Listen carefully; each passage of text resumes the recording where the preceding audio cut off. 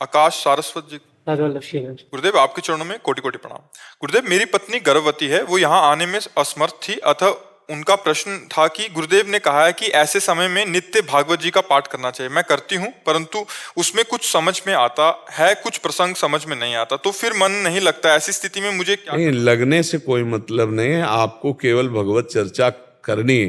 मान लो भगवान को विराजमान करके भागवत के 2 अध्याय हिंदी के सुना रहे हैं आप नियम पूर्वक, तो आप जब सुना रहे हैं तो आपके गर्भ के संस्कार अच्छे पड़ रहे हैं। आपको आधा घंटा नाम कीर्तन करना है, राधा राधा राधा, वो आपको आनंद आए ना आए, आपके गर्भ के संस्कार पड़ रहे हैं। जो गर्भस्थ शिशु है उसमें संस्कार पड़ रहे हैं। आप सात्विक भोजन करें और जब से गर्भ हो तब से ब्रह्मचर्य रहें।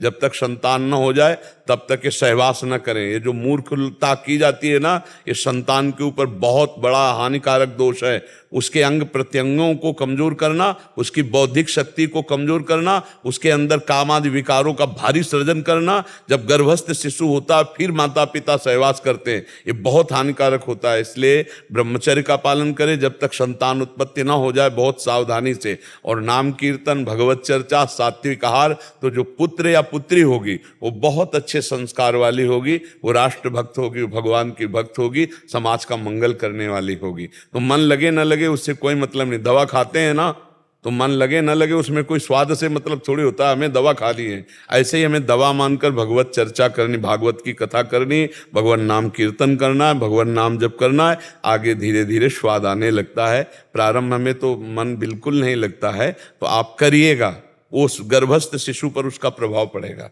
नाम जप का, भगवत चर्चा का और ब्रह्मचर्य रहिएगा। जब तक संतान प्रकट ना हो जाए तब तक फिर सहवास नहीं करना चाहिए। जिस दिन से पता चल जाए कि कोई जीव आ गया गर्भ में, तो उस दिन से